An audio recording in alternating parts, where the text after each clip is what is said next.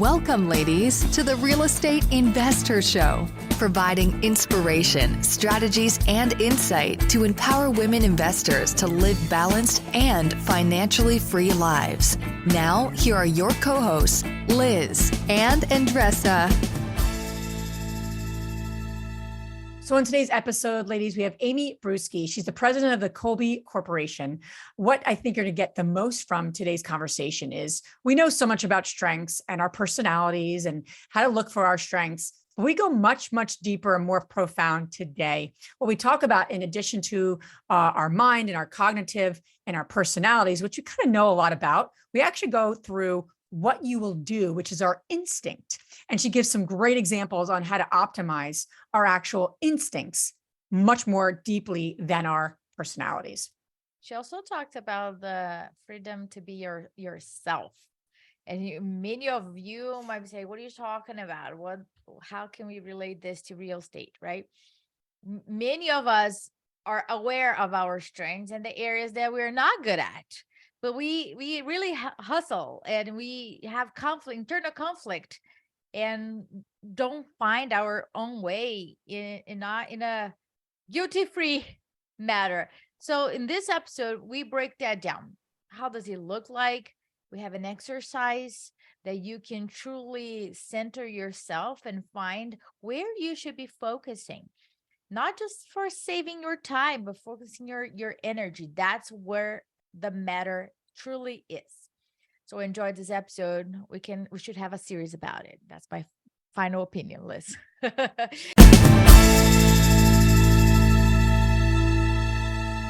Welcome back, ladies. This is Liz. And this is Andresa. Welcome back to the Real Estate InvestHER Show. Our mission is to empower women to live a financially free and balanced life on their own terms. Right, Andresa? Yeah. Oh boy. What a mission. I'm telling you. It's a big mission. It's a big mission. Yes. And, one of the ways to do that is to actually understand yourself and understand your strengths. You cannot build a real estate empire if you don't do that. So that's why I'm so excited to have Amy Bruske on our show today. She's the president of Kolbe International, and we're going to get into instinct and personality and the differences and how you build your strengths. So excited to have you here, Amy. Thank you. So happy to be here. And I have a great intro for you too, because literally 20 years ago, when I was in graduate school and before I actually joined a management consulting firm teaching the predictive index, which is another tool in people's toolboxes, and I became obsessed with this topic of understanding yourself and understanding your strengths. My brother-in-law, who always kind of gave me really great things to do, rich dad, poor dad, and he had me take the Kolbe many years ago.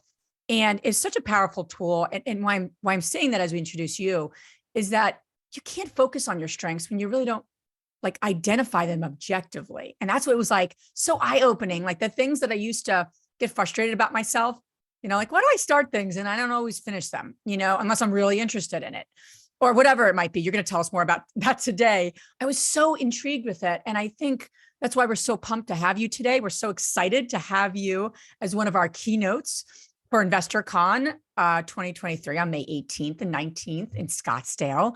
And what's really beautiful about what we're presenting to everyone today and chatting about today is Amy's going to get into strengths and yourself. What Amy's going to do is kind of like 2.0 really during InvestorCon, really zone in on teams, not just building a team and how do you hire people. That's not what she's going to talk about. How do you actually create a team that is actually this beautiful kind of complement to you and really achieving your goals faster with more ease, which was what women want and need. So excited to have you at InvestorCon coming up very soon. So thank you for being there. Excited about the team piece and excited about today about the strength piece. So let's dive in. We like to kind of kick things off. You are a president, you are a leader. I know in talking with you, you have a ton of experience in various things. We like to kick things off with what's been the hardest lesson for you, or the longest lesson, I should say, longest, hardest, choose whichever lesson for you in your business experience as a leader and as a president of a growing company. Sure. Well, I would have to say, I'm going to go back pretty early in my career and say the thing I remember the most is being successful in a role early in my career, I was a leader. I'd kind of had this traditional idea of what does success look like. And it's climbing the corporate ladder, and it's taking every promotion, and it's becoming a leader, and it's making a lot of money. This is how I was keeping score. And on the outside, it all looked really successful. Like I was on this path. But inside I was miserable and had no idea why. I think we accept things. I thought, yeah, this is how it is. It's hard. It's stressful because I'm doing a lot. But it wasn't until I met Kathy Kolbe, and she said to me, well, how do you define success? Nobody had ever asked me that question. Like, what do you mean? I mean, success is getting these promotions and doing what I'm doing. And she said, well, I define success as the freedom to be yourself. And it was this lightning bolt moment where I thought, oh my God, well, I don't even know what that means or looks like, because I had been raised in a really traditional family where education is everything. And then you get a solid job and you work your way up. And, my parents were incredibly successful. My dad was a leader, at a major bank. And my mother, had she had got her law degree, and she was a business person and all of these things. And when she said that, I thought, I get it. I'm not free to be myself. This is not who I am. I knew I was different in my family too. And at that moment, I changed everything. I got out of the career I was in. I started working in a very entrepreneurial job and realized that I had done this traditional path where I was working against my natural way of doing things every single day. And it was not going to be good long term. So that was just this lesson. And by the way, starting over, as a lot of people know, it's really painful. I was making a lot of money. I had all these things, and I had to be willing to walk away from all of it. And then I kept getting calls like for 6 months. Hey, if you want to come back, we'll do this. Like, oh, this is crazy. But it was the best decision that I ever made, and realized that you can be in the zone every day, doing things in a way that are natural for you and loving what you do. I tell my kids all the time, now they're adults, but I've said, I love my job. Doesn't mean there's not stress. Doesn't mean there's not learning. I'm learning every day still. I am in the process of learning is my motto for this year. I am in the process of learning for everything that I'm doing and where I'm struggling. But it is joyful and it's amazing. And if those of you that follow sports, it's like being in the zone. If you ever hear athletes talking about being in the zone, it's kind of automatic. It takes less effort. It's just more effortless. Yeah. And there's more joy in that. Amy, I love that we're talking about knowing oneself, because I think that in real estate, many reasons why Liz and I started the real estate investor community, which of course is real estate based, but we also have two other pillars, which is business strategies and self-care. And many people might be listening right now and not connecting the dots. So we welcome different types of conversations in order for us to connect the dots, because we were taught by people on stage, by the models that we have seen in this industry, that success should look like this and that. And her and I could not relate to a lot of things that they were saying there. So for many years, I grew up in Brazil and I moved to the US, but I started, I would say, quote unquote, knowing myself once I started doing more personal development and naming things and really accepting the things that I'm really good at. And the other one, and I also accepting that the part that I am not, it's not my strength, and in living at that, right? And really like embracing my whole thing. I remember very, very vividly, my mom is like Liz, right? The life of the party, extrovert, can make friends with anybody. Even if she doesn't speak the language, she will make friends anywhere that she goes. Me, I am an introvert. Don't make friends unless people come to me, right? I was called the antisocial when I wanted to go home because I was already done with the party. First, I didn't even want to go, but I was done with the party. I was tired about it. But the antisocial became my label. And I let that label go when I learned more about how introverts get their energy from. What do I need as a person in order to have my cup full? And there's nothing wrong with it, but I have the knowledge and the acceptance to understand what do I need as a person. So ladies, and all the guys that are listening here, it's super important to know oneself. So let's talk about strength. And Liz and I have done so many different tests. And at first people say, oh, this is just a different type of flavor of ice cream. But I would encourage you guys to really understand what each test does, because they are not equal. They measure different things. And as you take them, you get cognitive, you get your quote unquote, your instincts, your personality. And it's so fascinating to see it. So can we dive? I know you have our Kolbe results in front of you. And you guys gotta have a treat here. We're gonna dissect Liz and Andresa too, as we talked here. But before we get into that, dissect for me what Kolbe measures and how is that different from other tests? Sure. Okay. So let's go back to kind of what's been understood and accepted about our strengths in what we call all three parts of the mind. And by the way, Aristotle and Plato wrote about this. So this is nothing that we at Kolbe Corp made up. And that there are three parts to you. There's the thinking part of the mind, or what's called traditionally cognitive. So these are your skills, your ability, your knowledge, those kinds of things. And as we grow in our careers and in our roles and growing our business, we're constantly getting more knowledge, learning, having certain skills. Some of you may be really adept at selling. Some of you may be more adept at finances, whatever that might be. So that's what you can do. Let's think about that thinking part of the mind is, what are you capable of? And by the way, just because you're capable of it doesn't mean you should spend your time doing it, because it may not be a lot. So that's the first piece. Second piece is kind of this feeling part of the mind, or what's called personality, or very formally called the affective part of the mind. Almost any assessment any of you have taken fall into that category. So think Myers-Briggs or DISC or predictive index or strengths finder. And I love personality tests. They give me so much insight about what someone prefers and wants, and about their personality. So Andresa, your example about introvert and extrovert, oh my goodness. I am such an introvert, and my husband has called me antisocial always. We've been married over 30 years. And I kept trying to change that about myself, and that's not going to change. So absolutely, you're going to embrace it. But your personality part of you is what you want. What do you value? What motivates you? What do you care about? What's unique to your personality type? So those are the two parts of the mind that a lot of us already know a lot about.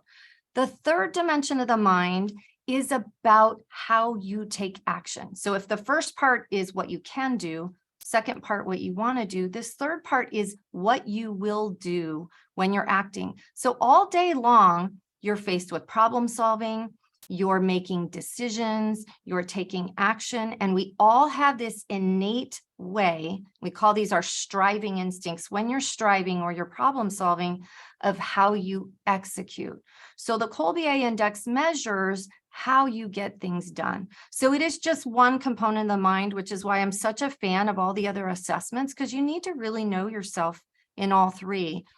And we uniquely focus on how do you make decisions? How do you execute? How do you take action?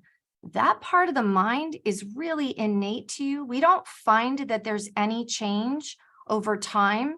So our reliability studies go back now over 20 years, and you are who you are, and you've been this person for a very long time. So knowing this is a stable trait, our challenge is don't try and change this about yourself. And by the way, bad news, whoever your significant other is or your kids, they're not changing either. Right. So, if you think that other person is going to change, it's not. What we find is that the more you can tap into this strength for problem solving and executing and really know it, the more you're going to be in line. The more you work against it, that's when there's real frustration, exhaustion, failure. So all of you that set New Year's resolutions, I think just recently, like last week, I think around the 13th of January is Quitter's Day or something like that, where already? Yeah. Wow. Resolutions are already, the majority of them are failing. And I think we've been taught, well, that's just, you're not motivated enough or you don't care enough. And what happens a lot of times is we set these resolutions on changing who we are and how we naturally execute, or you haven't used that in order to get that resolution done. So everybody make a resolution, no more resolutions to try and change yourself. If there's a goal you want to achieve, that's excellent. We can talk about how you're going to get there in a way that's most natural for you. So to sum it up, Andresa, this is just this third part of the mind. That's how you execute.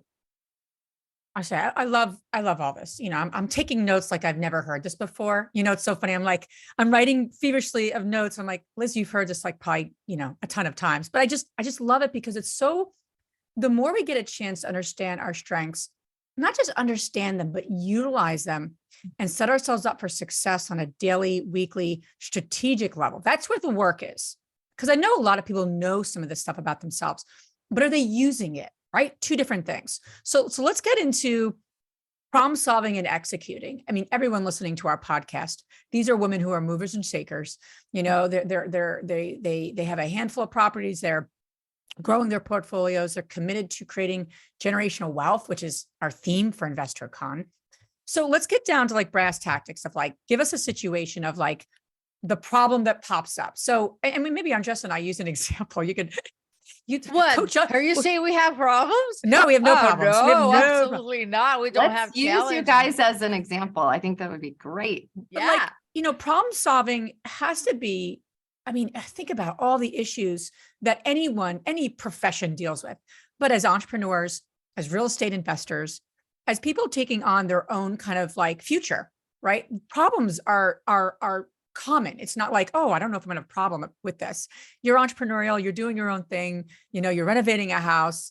To expect no problems is ridiculous, right? So give us, share with us a little bit about like how women can tap into maybe the dimensions of Kolbe, and then maybe a little bit about the two of us and a problem, how we would approach a problem, how we can optimize, right, our differences. Sure. Okay. So let's first focus on if you were both starting a project, how you would naturally start. Liz, you are all about driving change and ideas. You would say maybe, what have I never done with this before? And you're a natural brainstormer. So when you talk to Liz, she has 1,000 different ideas, and it really sounds like she's going to do all of them. Andresa's laughing already, right? But it is this, it's a brainstorm, and you're all about options. You need choices. So if someone boxes you in and says there's only one way to move forward, that is going to make you crazy. So knowing that about yourself is really important. The other thing is you really do your best work when we're on an intense deadline. So the more that you've got this intense deadline, she will change her mind at the very end, right? Whereas Andresa, so where Liz is going to drive change and maybe growth, Andresa is going to be about the strategy of how are we going to get there. So it is about, let's get into the details. Let's make sure that we've got the plan going on. Both of you are actually a fabulous complement to each other because Andresa, We didn't pay her to say that. That's good. Oh, no, you're a great team because you've got these complementary strengths, and diversity is key in getting things done. So Andresa, you will absolutely focus on what do we already know? How can we build on what's worked in the past? What do I know right now as far as the plan? And you will actually have a plan B. So Liz, you can get Andresa to go along with some crazy idea as long as you give her time to say, what's the worst case scenario? And make sure that she's got that figured out. So the two of you together, if you can stay in your lane, and that's what's key. So I'm in business as well with, I'm actually in business with a family member. So I love talking about family business, but my stepbrother and I run Kolbe Corp together and we're owners. The two of us, if we can stay in our lanes and always be doing what we do best, it's amazing magic. Absolutely. So, yeah. I love that. I think that the more that I know this about Liz, right? We took the Kolbe, we took others. So I know this about her. So when she's spitting out so many ideas, we take them down, and we have a place, right? We can put them. And if I start going to the nitty gritty, that's when things don't work out because she's like, I didn't get there yet, or wait a minute, aren't we like brainstorming it? And I am already troubleshooting the process inside my head because I am already like 6 months down the road, and already she's like, what are you talking about? Right. So I think that with the ears and our commitment to know one another and really remember, I know this about her and she know that about me. So we don't use it against each other. I do believe that before we did, not intentionally or maliciously, but we use it against each other. I was like, please don't give me another idea. Like, no. Yeah. For the love of, right? And I shut Right. her down with her idea. I can't shut her down with her ideas. It needs to flow as much as possible because then brilliance comes out. But I probably said to her, I can't do it another idea, if that makes sense, Amy, not That's knowing fair. that was a strength of hers. Yeah. And so Liz, you have to know who to go brainstorm with sometimes. If you just want to do nothing but throw the craziest ideas out there, sometimes it works to do it with Andresa. Sometimes you need your other brainstorming Correct. people. And then Andresa, same thing. You need time to make sure that you get all the information if you really are going to execute. So Liz might sound like she really means something, but she's still brainstorming and she's going to change her mind. Now, with experimentation and change, Liz, you and I are very similar in the way we get things done, comes some failure. So we have to be okay with, well, we tried it, that didn't Right. work, or whatever it might be. And that's fully acceptable and great. So you both have these incredible strengths. And by the way, there's no one right way to get things done, no good or bad results. It's just a matter of tapping into that and not changing it. And Liz, you had mentioned something about how you organize. You're naturally very, very adaptable. So the traditional way of put things in a folder or everything has its place, or I finish one thing before I start the next, that's not going to work for you. You need that flexibility and adaptability. So traditional ways of organizing just might stress you out. Whereas Andresa, you're really good with accommodating structure and change as needed. So those two things look very different for both of you. Whereas Liz, you probably organize in piles somewhat if you have paper. You can see it behind her. There's a pile of folders. Right. You like see that. nothing behind me. Do I need to show a visual? Yeah. All right, Show her yeah. the piles of This colorful is my pile. I have folders, some let me random tell you. papers on top, but I have There. file folders and then I have my little pad, and then that's totally I love the colors. Yes. Andresa's neck, hair on her neck is standing up right now. Yeah, mine are all online. I don't have folders, so that's You don't have okay. folders. That's what it is. I Love think though, the key though, to there's two things, right? Like in order to adapt to one another, I think each person has to do the work to say, okay, I am who I am, but I need to be mindful of other people and how they need and what they need and want. And so as we learn about our, see, I don't think that's the work that people do. You know, I don't think that's the work, because it would be really easy for me to say, you know, and I remember a conversation on Jess and I, we have monthly strategic meetings, and we'd get, you know, I think it was, we do continue, start and stop. What should we continue doing, start doing, stop doing? And I know that about myself. And I'm an extrovert who likes to brainstorm, right? So add that piece of it. I'm not an introvert who brainstorms. I'm a verbal person who gets her energy by brainstorming with people, right?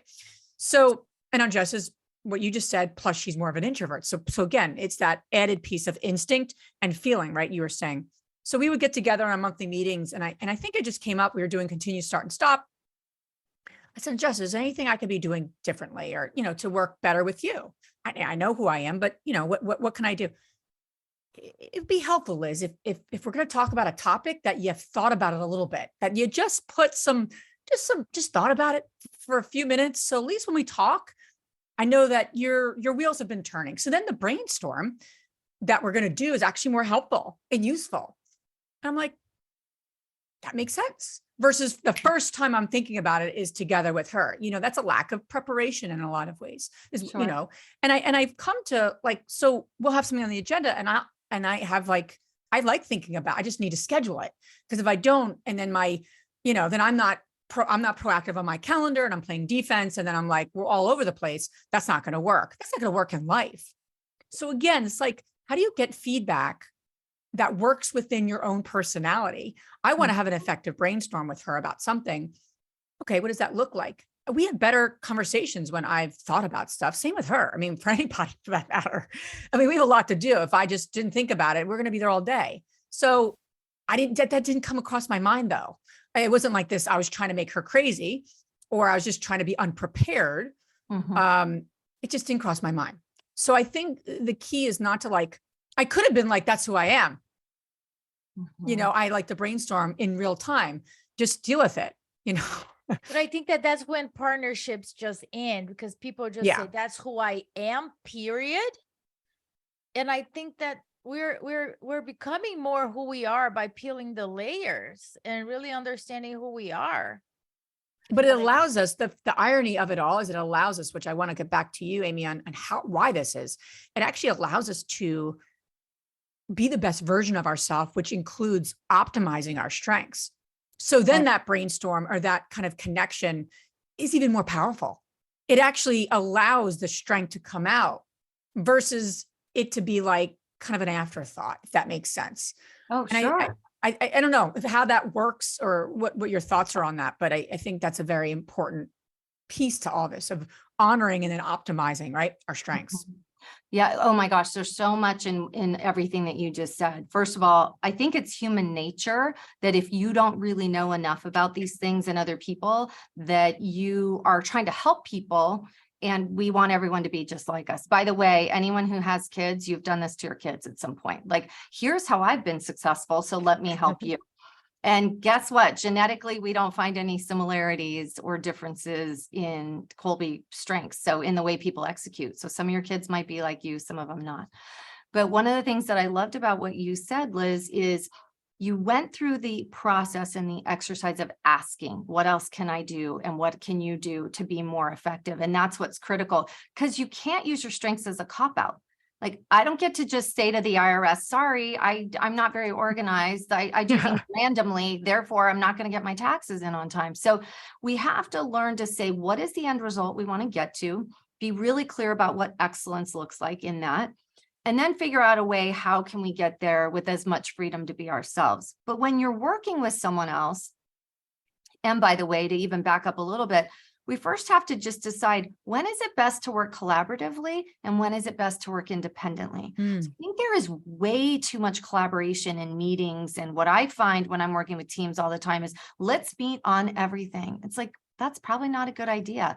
Let's do our independent things and work within our strengths and then come together and collaborate. So when is it best to solve problems together versus doing some independence? So as Liz, as you said, maybe you're going to spend some time thinking through some of your ideas, or frankly, since you do your best work when you're talking to somebody else about it, just getting it out loud. And then you guys come together and strategically say, okay, here's some of my ideas. And then Andresa, shoot holes in what I'm saying. What would make sense and what would not? What questions do you have? It's a great point versus taking it personally, which has been, I've done that a couple of times. More than a couple of times. We're aware of it, right? And we call it out. Sure. We call it out when Liz or me, it's like, well, I guess Rhonda, we name our brains, right? So Rhonda is my brain. And Rhonda sometimes get out of line and say, oh my God, all right, Rhonda is kicking in here. Right. Oh my gosh. That is so important what you just said. If we can name it, if we can say, here are just my strengths, this is my natural way of doing things, then when something isn't working or you're getting frustrated, you can just say it. Oh my gosh, I'm just frustrated because I'm not getting all the information. Andresa can say, I'm just not getting enough details, or this seems like it's taking us in a completely different direction and I'm not sure how we're going to do that.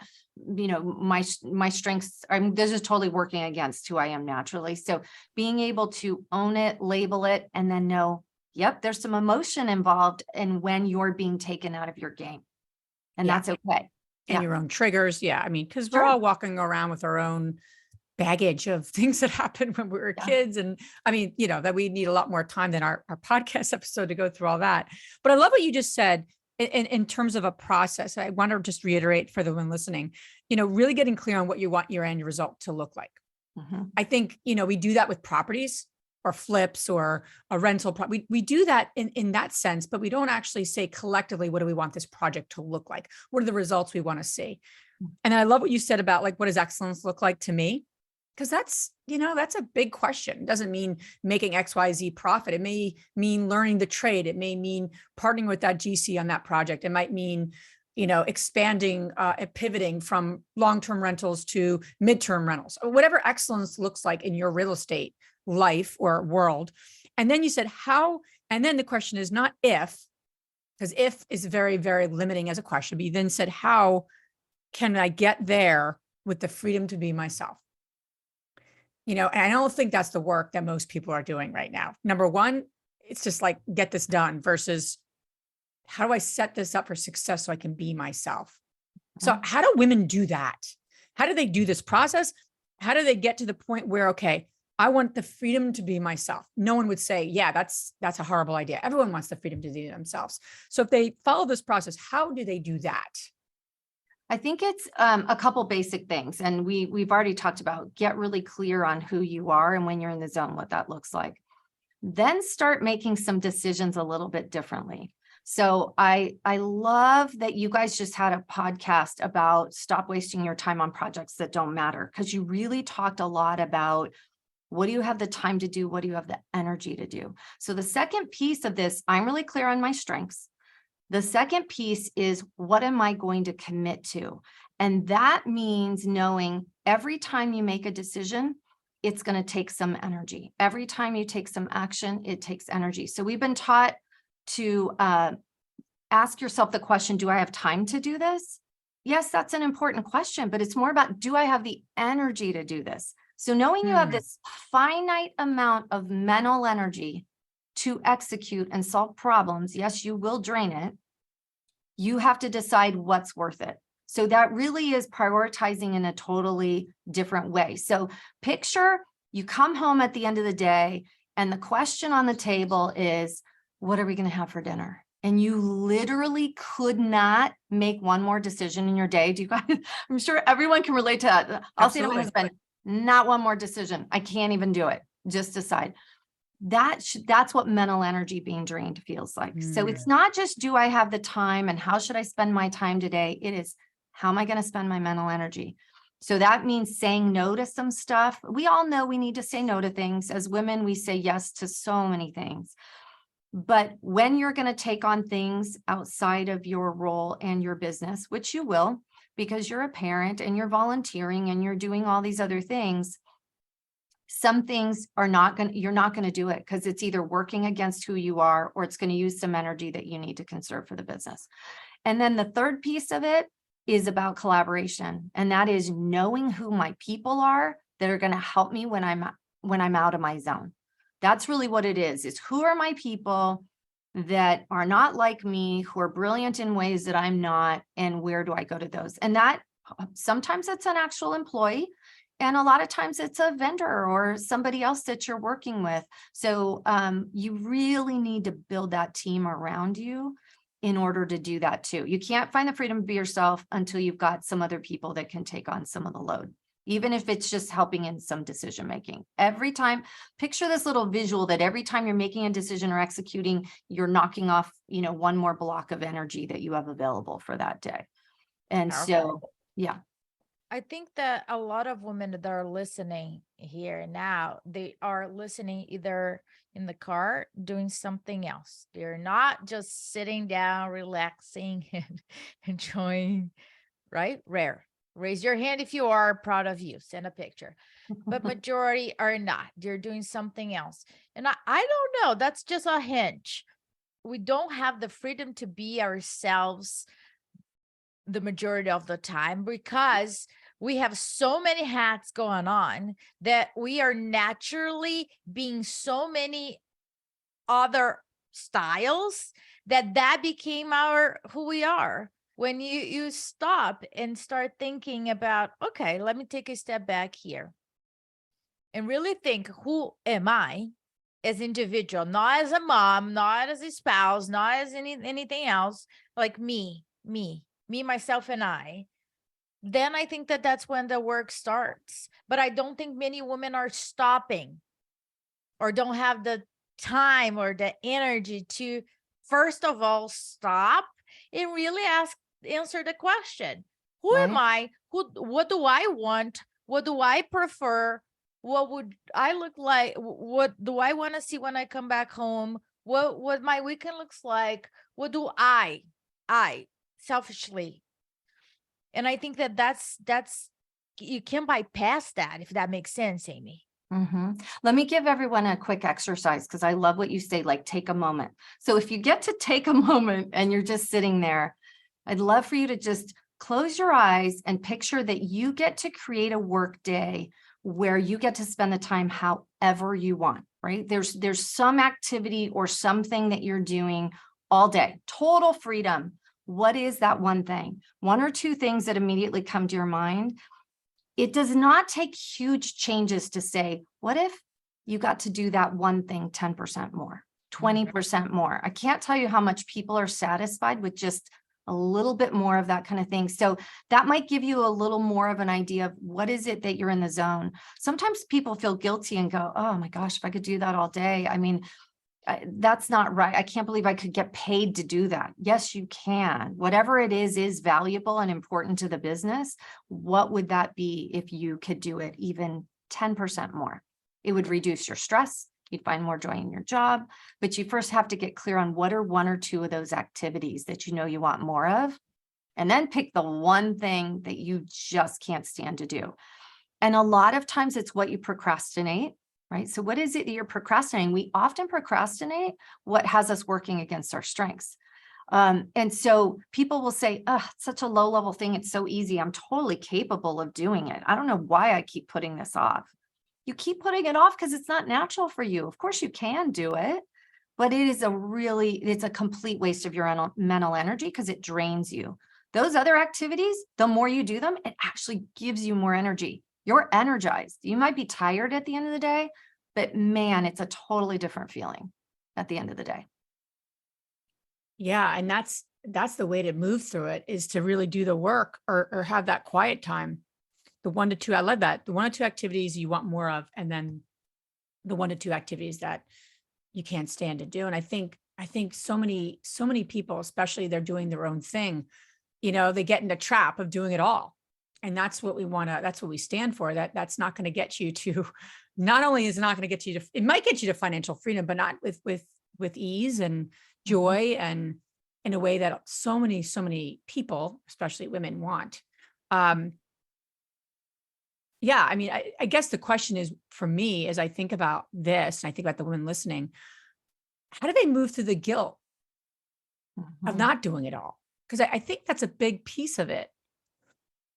Yeah, it's a big piece for me. I mean, not guilt, but it's like almost like you learned how to do it all, and you know these things about yourself, and then you get into the trap of just doing it again. So is it more quiet time? Is it, more, I don't know, what are some of those guardrails, if you will, that women listening can really put this into action and make it a reality, not just, oh, that's nice when I have more time, or, when I have the money, or whatever the insert excuses. Right. The guilt, boy, it's hard to ever have that go away, right? But we can manage it a little bit more.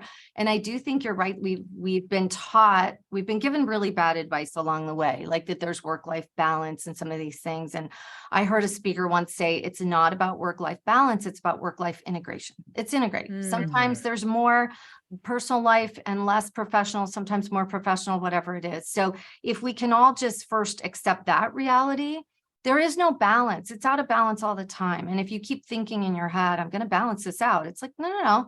It's going to integrate. And sometimes one is going to get more of my energy than the other. But then really think through, if I cannot do it all, I need to be able to pick and choose the things that give me the most joy. And frankly, it's like when you're on an airplane and they give you the mask on first thing. We've all heard that, but it is such an amazing example for your life, is you cannot be helpful or useful to anybody else until you put your mask on first. And so if that means spending whatever time it needs, just know that has to happen.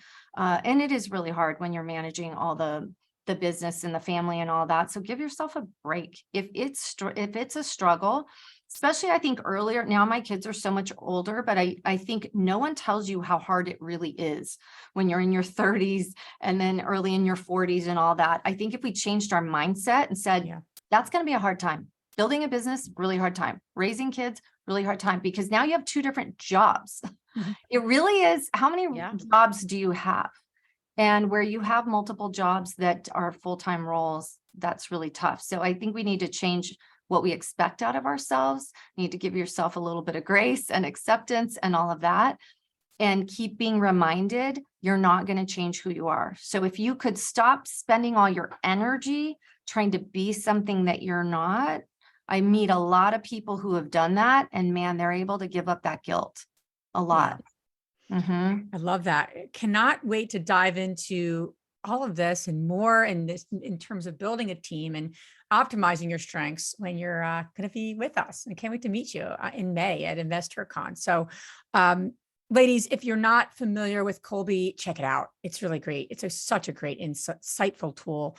Amy, where can the ladies listening learn more about you and learn more about what you're up to?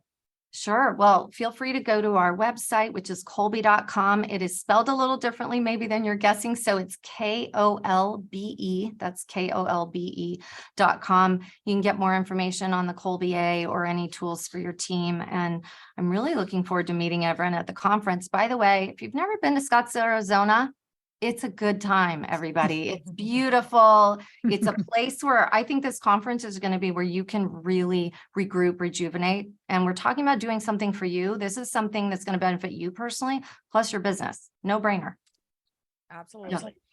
Amy, now we're going to transition to our fabulous 3 questions. And the first one is, what's the most transformational book you ever read? Ooh. I'm an avid reader. I'm in 2 different book clubs. So let me just give you something more recent. It's hard to say the one book, but recently I read Think Again by Adam Grant, and I love it. He focuses on, instead of thinking and learning, maybe we need to rethink and unlearn. Really great. So I've enjoyed that recently. Love that concept. You know what I'm going to do, right, Liz? I know. She'll have listened to it by tomorrow. Andresa, you'll love it, because he is the Wharton professor, and he's done some really cool research on teams and things, but you'll especially like it because he always has research behind everything there we that go. He does, which is true to your Kolbe. Yes, I always say, Liz, what is the source? There you go. That's funny. The second question is, what's the most powerful routine that you do to create a financially free and balanced life, whatever balance means to you?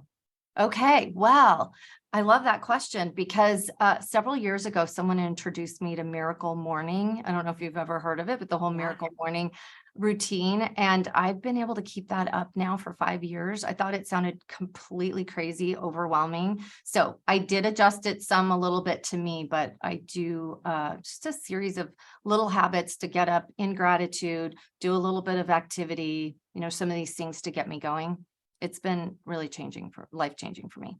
Awesome. Last question. Which women, famous or not, has inspired you the most? Oh, well, I kind of already said this, but it would have to be Kathy Kolbe, who, first of all, I went back and I realized, after connecting with an old boss of mine, I've had 3 female entrepreneurs who've been my bosses. I've been so lucky. I didn't set out to go out and find these people, but now that I'm an entrepreneur myself, I would have to say Kathy, but boy, I've been lucky, because I've worked for some amazing women that have inspired me. I love it.